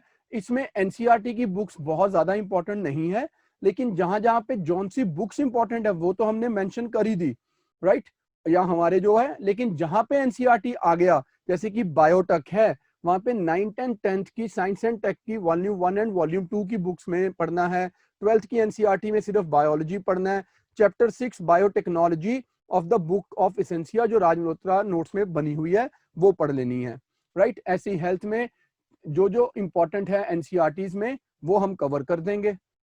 अब इंटरनल सिक्योरिटी, इसमें भी एनसीईआरटीज में पॉलिटिकल साइंस वाली बुक में एक दो चैप्टर्स में इंटरनल सिक्योरिटी का रेफरेंस आता है, वो कवर करा देंगे। बाकी हमने बता दिया भाई ये इंपॉर्टेंट साइट्स हैं, मिनिस्ट्री ऑफ होम अफेयर की है, ओआरएफ ऑनलाइन है, आईडीएसए है, यहाँ से आपने कुछ कुछ चीजें पढ़नी है अगर आप सेल्फ स्टडी कर रहे हो। और अगर आप हमारा एडवांस कोर्स कर रहे हो तो हमारी बुक के चैप्टर्स हैं जहाँ पे इन सोर्सेज को ऑलरेडी इंटीग्रेट कर दिया गया है, ताकि आपका टाइम सेव हो, आपकी एनर्जी सेव हो और आप बेटर अंडरस्टैंडिंग कर सको हमारे साथ मिलके। एथिक्स एंड इंटेग्रिटी की अगर हम बात करें तो इसमें ना बहुत सारे बुक्स पढ़ने की जरूरत नहीं है, वैसे तो हमने एक बहुत कॉम्प्रिहेंसिव इसके ऊपर स्टडी मटेरियल तैयार किया है। उसके बाद जहाँ पे एआरसी रिपोर्ट चाहिए थी, जहाँ पे डीओपीटी मैनुअल्स चाहिए थे, वो सब डाल दिए, सब कुछ डाल दिया। अब उसके बाद ना हमें ये लगा कि देखो बच्चे ना एथिक्स वगैरह के लिए या ऐसी चीजों के लिए कोई भी एनसीईआरटी को उनको समझ ही नहीं आता कौन कौन सी पढ़नी है, तो यहाँ हमने वो भी देखा कि ना inculcation of values and process of socialization में जो क्लास सोशियोलॉजी की एनसीईआरटी की किताब है 11th क्लास की, उसका chapter 3 and chapter 3 and 4 of 12th class of sociology NCERT, ये बड़ा इंपॉर्टेंट है। ऐसी एटीट्यूड करने के लिए चैप्टर 6 ऑफ 12th क्लास की साइकोलॉजी की एनसीईआरटी, सोशियोलॉजी भी और साइकोलॉजी भी हम आपको क्लास में ये भी समझा देंगे, और आपकी एक बहुत अच्छी फाउंडेशन ले हो जाएगी कि आपने कैसे इन सोर्सेज को कंप्लीट करना है, राइट। जहां जहां पे जौन सी एनसीईआरटीज इंपॉर्टेंट है, देखो हमने वो हर टॉपिक में कवर की हैं, राइट। जहां पे एआरसी इंपॉर्टेंट है वो कवर कर दिया। तो इस तरह आपको ये कंप्लीट कोर्स जो है एनसीईआरटीज का आपके साथ हम 50 to 55 डेज में अब कल से स्टार्ट करके कंप्लीट कर देंगे। कोई आपको डाउट होगा, कोई आपको क्लैरिफिकेशन चाहिए होगी, अब उसका मेथड क्या होगा वो ध्यान से सुनो, राइट। इसलिए मैं आपको ये सारी चीजें आज समझा रहा हूं ताकि जब कल से क्लास स्टार्ट हो आपके लिए चीजें बिल्कुल स्मूथ हो जाएं, कोई टेंशन ना हो, कोई प्रॉब्लम ना हो, और आप सारी चीजों को इजीली अंडरस्टैंड कर सको। सो देखो, जब कल से मैं तुम्हें पढ़ाऊंगा पहले हिस्ट्री, फिर बाद में बाकी टीचर्स आते जाएंगे, एक एक टॉपिक कराते जाएंगे। जब मैं पढ़ाना स्टार्ट करूं, क्लास को एक स्मूथ सेल करने देना, तुम्हारे को डाउट्स आएंगे और तुम्हारे डाउट्स को लेना, उन्हें तुम्हें क्लियर करना हमारी रिस्पॉन्सिबिलिटी है। लेकिन क्लास का एक डिकोरम होगा। वो डिकोरम क्या होगा कि बार बार तुम हैंड रेज नहीं करोगे, फालतू में तुम टाइप नहीं करोगे, हमें पढ़ाने दो। जब तुम सुन रहे हो बातों को, बीच बीच में तुम कुछ चीजों को अपनी कॉपी में लिखते जाना, अगर तुम्हें लगे कि यार ये अच्छी चीज है मैं लिख लेता हूँ, राइट। अगर तुम्हारा कुछ मिस हो गया लिखने में तो उस टाइम पे बार बार ये मत लिखते रहना sir repeat sir repeat sir repeat, नहीं। अगर तुम्हारा कुछ मिस हुआ तो तुमने वेट करनी है जब लेक्चर खत्म होगा। अब ये भी ध्यान से सुनो, जब लेक्चर खत्म होगा मींस हम 6 to 8 PM में क्लास पढ़ रहे हैं, राइट। 8 बजे जब मैं क्लास खत्म करता हूं ना तो स्टाफ घर जा चुका होता है, वो यहाँ नहीं बैठा। 8 बजे सब छुट्टी करके जा चुके होते हैं, वो सुबह 9 बजे ऑफिस आते हैं। सबसे पहले वो इस लेक्चर को उठाते हैं और इसको थोड़ा एडिट करते हैं, इसकी क्वालिटी को एनहेंस करते हैं, और फिर वो इसको अपने पोर्टल पे अपलोड करते हैं। एडिटिंग और अपलोडिंग में 2 से 2.5 घंटे का टाइम लग जाता है। दैट मीन्स 11:30 तक वो लेक्चर तैयार हो जाता है और उसे हम अपने पोर्टल पे डाल देते हैं।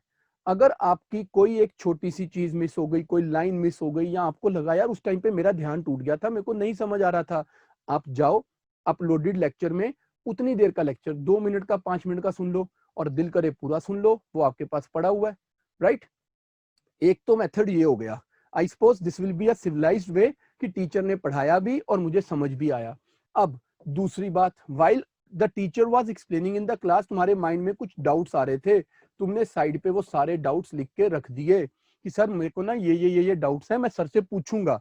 Now there is a possibility कि मैंने 30 मिनट्स जो पढ़ाया उसमें आपको 7 डाउट्स आ गए 30 मिनट्स में, पर जब मैंने अगले 30 मिनट्स पढ़ाया इन 7 में से आपके 6 डाउट्स खत्म हो गए, सिर्फ एक डाउट बच गया, आपने इसको भी रखा अपने पास। फिर मैंने अगले 30 मिनट्स पढ़ाया, आपके अगले 5 डाउट खड़े हो गए। मैंने आखिरी 30 मिनट्स पढ़ाया, आपका ये डाउट भी खत्म था, ये 3 डाउट भी खत्म थे, सिर्फ 2 डाउट्स बचे। अब लास्ट में मैंने बोला हाँ बताओ कोई डाउट है, तो तुमने हैंड रेज सब नहीं कर दिए। मैंने एक बच्चे का पहले माइक दिया, एक बच्चे को माइक पे बोलने के लिए अलाउ किया, उसने भी तो यही 2 डाउट्स पूछे ना मेरे से। 99.99% जो मेरा पिछले इतने सालों का एक्सपीरियंस है। तो जब उसने ये 2 डाउट्स पूछे और मैंने क्लैरिफाई कर दिए, अपने आप सारे हाथ नीचे कर देना कि सारे डाउट्स खत्म, class is over, thank you very much, good night. अब हम अपने आप बैठ के रिवाइज कर लेंगे सुबह उठ के या रात को सोने से पहले। I hope you agree with this. इससे क्लास का मोमेंटम भी बना रहेगा, डाउट भी नहीं होंगे, डाउट की क्लैरिफिकेशन भी मिल गई, टीचर स्मूथली पढ़ा भी गया और फालतू में कोई हमने टाइम वेस्ट नहीं किया। एग्रीड और नॉट एग्रीड?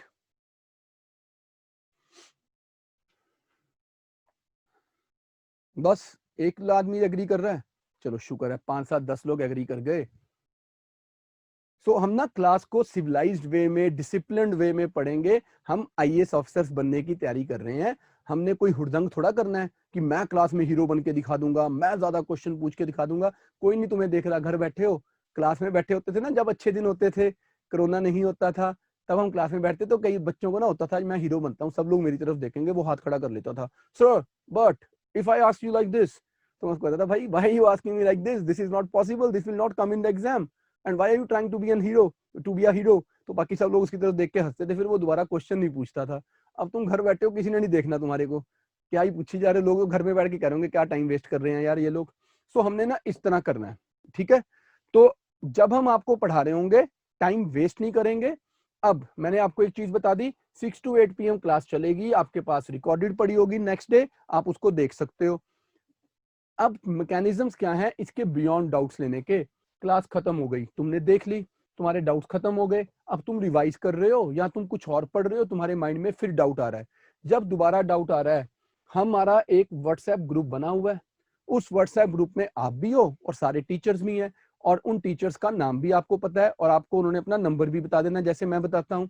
जब आपके पास नंबर भी है, नाम भी है, लेट्स से आप ज्योग्राफी पढ़ रहे हो और आपके पास, अच्छा एक चीज और बताऊं, हमारे इंस्टीट्यूशन में हर सब्जेक्ट के 3 टीचर्स हैं, राइट।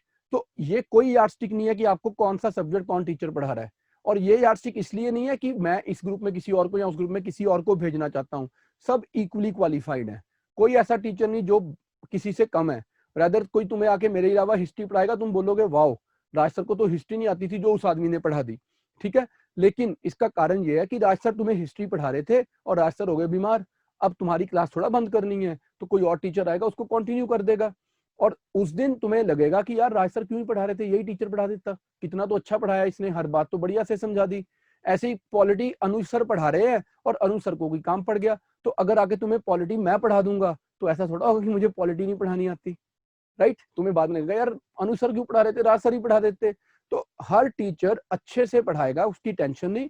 अब तुम्हारे ग्रुप को जौन सा टीचर जो सब्जेक्ट पढ़ा रहा है तुम्हें उसका नाम भी पता है, you know his name and you know his number, right. तो तुमने उस टीचर को ग्रुप में अपना डाउट पूछ लिया कि सर एक ये डाउट था हमें समझ नहीं आया, टीचर ने जवाब दे दिया, और अब हमारा ग्रुप सिर्फ एडमिन ऑपरेटेड होने जा रहा है, तो तुम ग्रुप में कैसे ही पूछोगे, ये तो मैंने बाद में समझाना था, चलो साथ ही समझा दूं। तो तुम उस टीचर को पर्सनल मैसेज कर दोगे, सर ये डाउट है मुझे समझ नहीं आया, टीचर ने तुम्हें टेक्स्ट मैसेज कर दिया कि भाई इसका ये मतलब है। अब 50% चांस है तुम्हें समझ आ गया, 50% चांस है समझ नहीं आया। अगर टेक्स्ट मैसेज पे समझ नहीं आया, तुम सर को बोलो sir sorry I couldn't understand, 1 minute लगा मैसेज दोबारा करने में, पढ़ने के बाद नहीं समझ आया तो मैसेज कर दिया। अब टीचर तुम्हें वॉइस मैसेज भेजेगा, वो रिकॉर्ड करेगा, बेटा इसका मतलब ये होता है, इसका मतलब ये होता है, ये इसलिए लिखवाया था, इसलिए समझाया था, ये है ये है ये है, उसने तुम्हें भेज दिया, सुन लो समझ आ गया। अब 90% चांस है समझ आ गया, और 10% चांस है मुझे अभी भी समझ नहीं आया, कोई मेरे जैसा उसको अभी भी समझ नहीं आ रहा। टीचर ने क्लास में भी पढ़ा दिया, नोट्स भी दे दिए, टीचर ने टेक्स्ट भी मैसेज भी कर दिया, टीचर ने वॉइस मैसेज भी कर दिया, पर वो मेरे जैसा उसको नहीं समझ आया। तो अब तुम टीचर को मैसेज करो कैन आई कॉल, टीचर तुम्हें उसी टाइम बोलेगा यस, या अगर टीचर क्लास पढ़ा रहा तो बोलेगा आफ्टर 1 आवर 2 आवर्स, या टीचर सो रहा है तो वो मैसेज का जवाब ही नहीं देगा। मुझे कल रात को 3 बजे भी मैसेज आया था सर कैन यू एक्सप्लेन, तो मैं कैसे करता, मैं तो सोया हुआ था, मैंने सुबह उठ के एक्सप्लेन कर दिया। ठीक है, तो अब तुम लोगों ने क्या समझना है कि टीचर इंसान है, भगवान भी नहीं है, शैतान भी नहीं है, इंसान है। खाना भी खाते हैं, नहाते भी हैं। सुबह मैं नहा रहा था और एक फोन बजा, और मैं जब बाहर आया, मैं उस फोन उसी नंबर से जिससे मिस कॉल थी 4 मैसेज आए थे, why are you not taking my call. तो भाई मैं नहाते हुए फोन अंदर थोड़ा लेके गया हुआ था, थोड़ी पेशेंस भी रखोगे। तो अब क्या होगा कि जब तुम उस टीचर को बोलोगे कॉल कर सकते हैं सर, तो वो तुम्हें एक टाइम अलॉट करेगा, फोन करना वो तुम्हें समझा देगा। अब इससे ज्यादा सपोर्ट चाहिए किसी को तो बताओ, या काफी है इतनी सपोर्ट?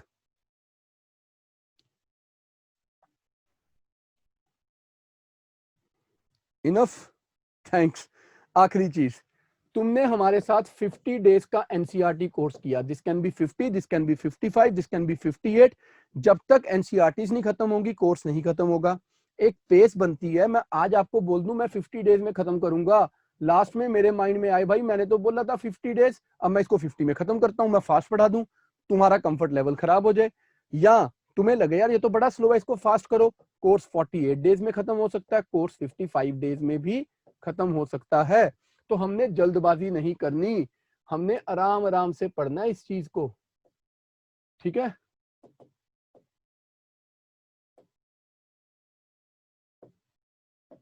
अब लास्ट चीज बिफोर वी मूव फर्दर, आज की लास्ट चीज, और फिर तुम्हें आज का बाय बाय करेंगे। अब सुनो, कोर्स खत्म हो गया लेट्स से 55 डेज में। जब ये कोर्स हो गया खत्म, उसके बाद क्या होगा? बहुत सारे स्टूडेंट्स के माइंड में ये भी एक सवाल होता है कि सर कोर्स खत्म हो गया, फिर हम कहाँ जाएंगे, हमें कोई क्या बताएगा भी कि नहीं बताएगा? तो बेटा ऐसा है कि हमारा नंबर तो वही रहेगा, हम अपने नंबर थोड़ा बदल देंगे।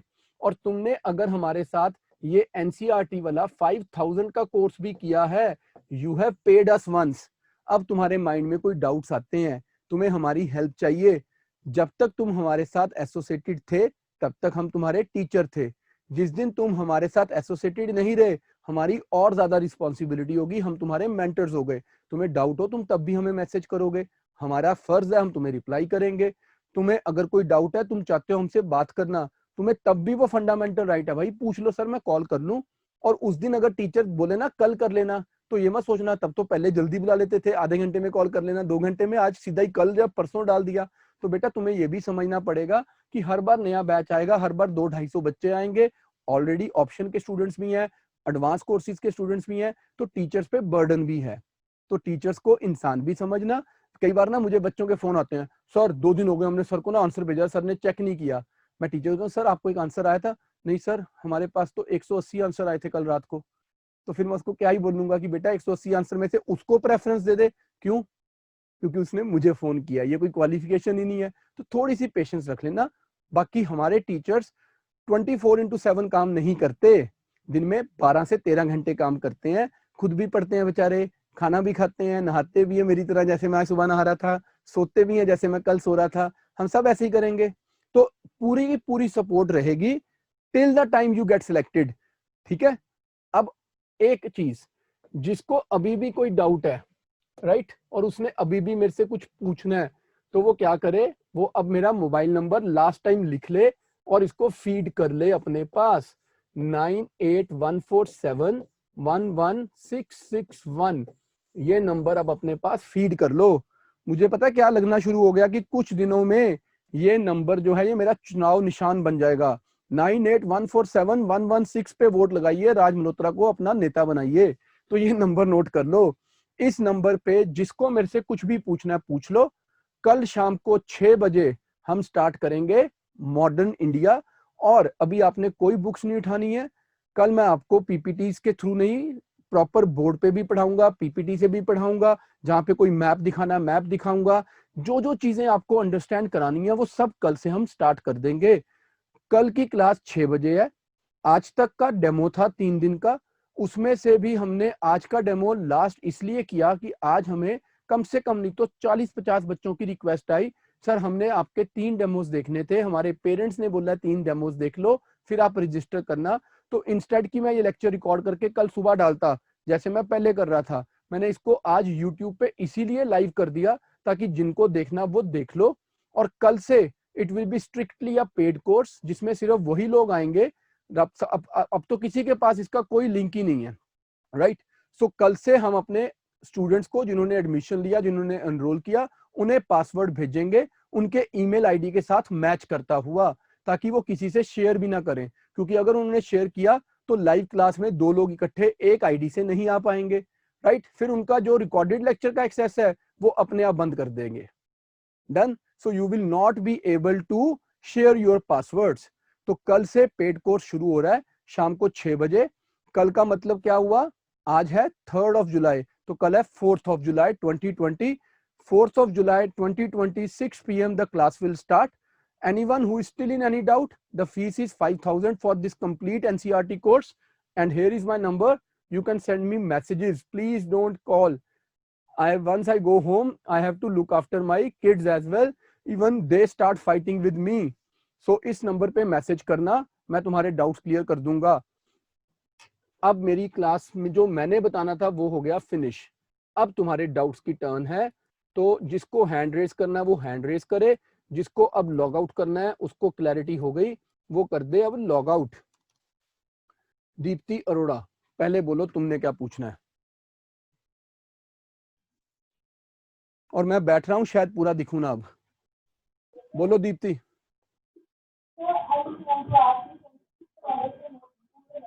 दीप्ति बेटा आपकी ना आवाज बहुत क्रैक कर रही है, आप टाइप कर दो प्लीज।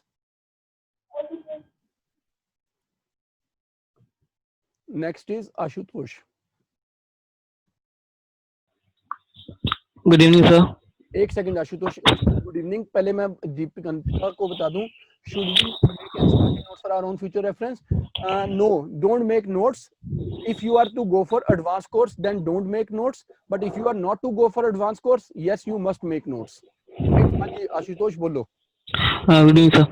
सर मेरा क्वेश्चन ये था कि जैसे आपने अभी जो मटेरियल लेआउट में दिखाया कि 11th की भी क्लासेस की बुक्स और 6th क्लास की बुक सेम टॉपिक पे है तो उसे साथ पढ़ना है, तो वो है। और उसका सर आपने ARC का जिक्र किया, सर उसका बारे में मैं सुना है, लेकिन एक्चुअली में ARC है क्या ये मुझे नहीं पता, थोड़ा सा आप इसके बारे में पता गाइड कर देंगे।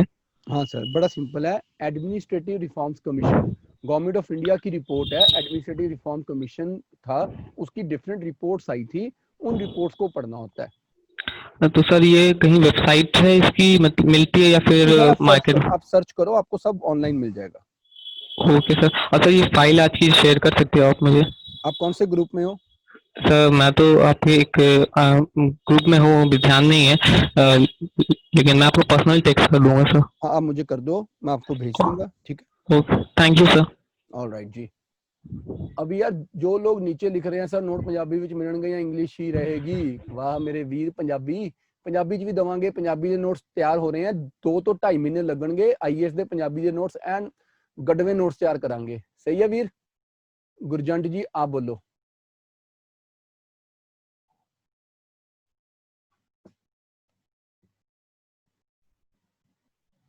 रिलम 6 एडवांस कोर्स के बारे में कल बता तो दिया था भाई, और क्या बताऊं, वो तो मैंने कल ही बता दिया। चलो गुरजंत आप बोलो।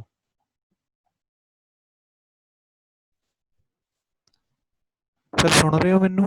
हाँ जी सर, पूरा सुन रहे हैं जी। सर जी सत श्री अकाल जी।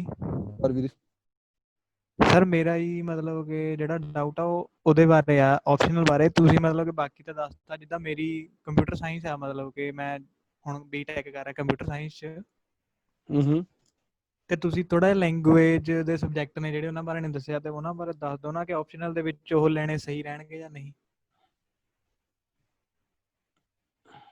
ਓਕੇ, ਤੁਸੀਂ ਮੈਨੂੰ ਪਰਸਨਲ ਟੈਕਸਟ ਕਰਨਾ, ਮੈਂ ਤੁਹਾਨੂੰ ਉਹਦੇ ਉੱਪਰ ਪੂਰਾ ਇੱਕ ਵੌਇਸ ਮੈਸੇਜ ਬਣਾ ਕੇ ਭੇਜਾਂਗਾ and then you will having that क्या बोलते हैं उसको, क्लैरिटी ऑफ थॉट। ठीक है, okay sir, thank you sir. Okay जी। रिलम 6 बोलो जी।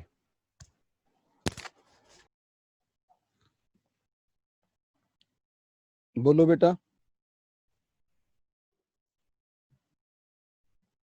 Hello sir, am I audible? Yes. हाँ सर। सर अपने एडवांस कोर्स के बारे में बताओ ना। मीन्स अगर वो आप बोल रहे थे कि नोट्स बनाने के लिए अभी डायरेक्ट एडवांस कोर्स में हमें मिल जाएंगे, तो उसके क्या फैसिलिटीज है, क्या है क्या नहीं? सर वो ना 1 साल का कंप्लीट कोर्स है, जो एडवांस कोर्स है 1 साल का कोर्स है। जिसमें हम आपको Okay. पूरा प्री कम मेंस का जीएस सी सेट करवाएंगे, ऐसे करवाएंगे, आपको उसके लिए पूरे नोट्स प्रोवाइड करेंगे और साथ में करंट अफेयर्स देंगे, प्री और मेंस की टेस्ट सीरीज देंगे और साथ में आपको रिविजन्स भी कराएंगे और उसके साथ साथ आपको डे टू डे बेसिस पे आपके सारे डाउट्स हमारे साथ चलते रहेंगे अगले 1 साल तक।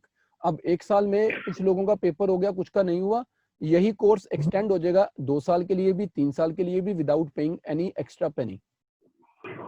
Okay sir.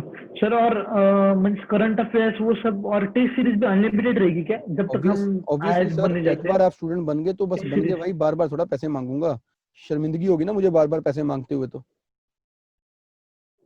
Okay sir, thank you. All right जी। जसप्रीत कौर जी आप बोलो। Yes, sir. So हाँ जी। actually, those highlighted NCRT notes we'll get from the advanced course or from tomorrow itself. From tomorrow itself बेटा, एनसीईआरटी कोर्स तो तुमने पे किया है अगर ना, तो उसके तो तुम्हें हम साथ के साथ नोट्स प्रोवाइड करेंगे ही करेंगे। Okay. Okay, sir. All right जी। अनीता यादव जी आप बोलो बेटा।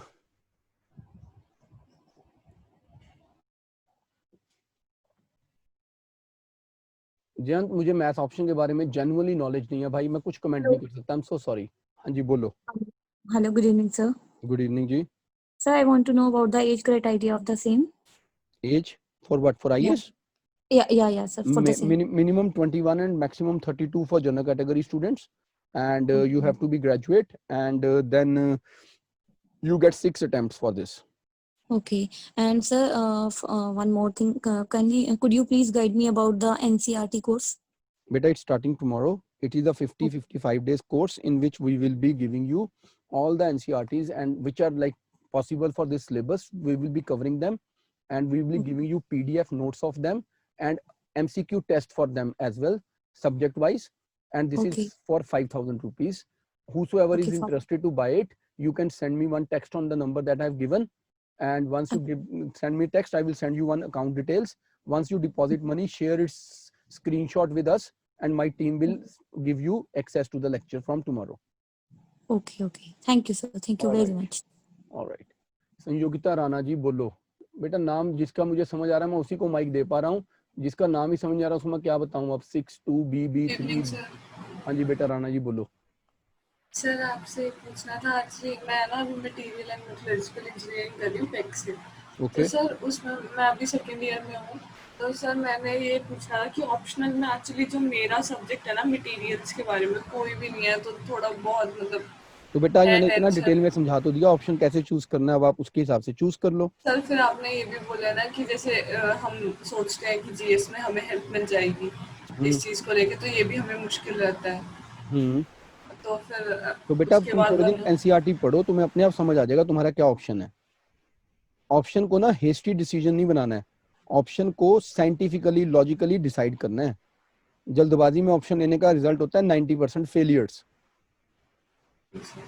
ठीक है, thank you sir. All right.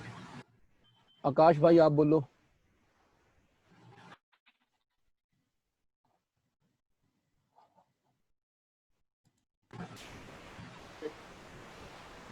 Hello. हाँ जी सर। सर एक्चुअली हमें जो सबमिट करना पड़ता है इसके फॉर्म भरते समय अपना प्रोविजनल ग्रेजुएशन सर्टिफिकेट, मैं बीटेक कर रहा हूँ सर, वो हम लोग को मिलता है मई जून में, जुलाई में। ऐसा सुनो, अगर तुम फाइनल ईयर में हो और आईएएस का एग्जाम देना चाहते हो तुम दे सकते हो, क्योंकि तुम्हें जो डिग्री है वो इंटरव्यू के टाइम पे दिखानी है, पहले नहीं दिखानी। इंटरव्यू के समय पे हमें डिग्री दिखानी है, उससे पहले कहीं भी नहीं मांगेंगे? नहीं। Okay, thank you sir. All right जी। अब कौन बचा है? 62B बताओ भाई क्या चाहते हो, कौन हो, नाम बताओ। ओ तेरा भला हो जाए, हो रहा है हाथ खड़ोते हूँ, ऐसे मत करो।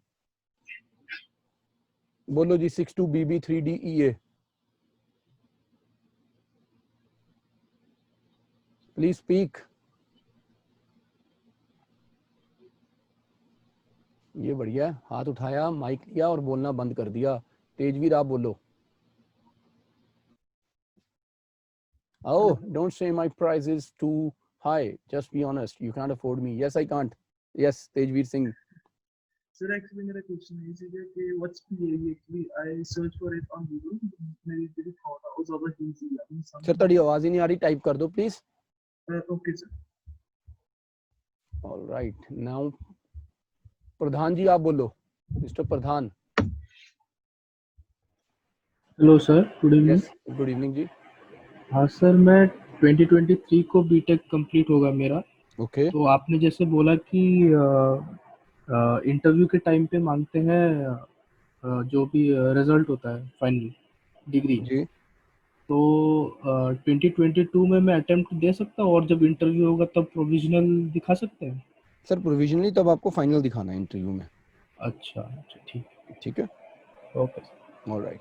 चलिए देन, ऑलराइट, अब जिसको कुछ भी पूछना है वो मुझे व्हाट्सएप कर ले, मैं उसके डाउट्स क्लियर कर दूंगा। Fine, bye bye everyone, take care and Vasu don't worry, ये तुम्हें ना अपने आप एनसीईआरटी की क्लासेस में ही पता चल जाएगा। एंड तेजवीर सिंह, बोलो भाई क्या पूछना है। तेजवीर जी आप बोलो क्या पूछना है, लिख दो फटाफट से।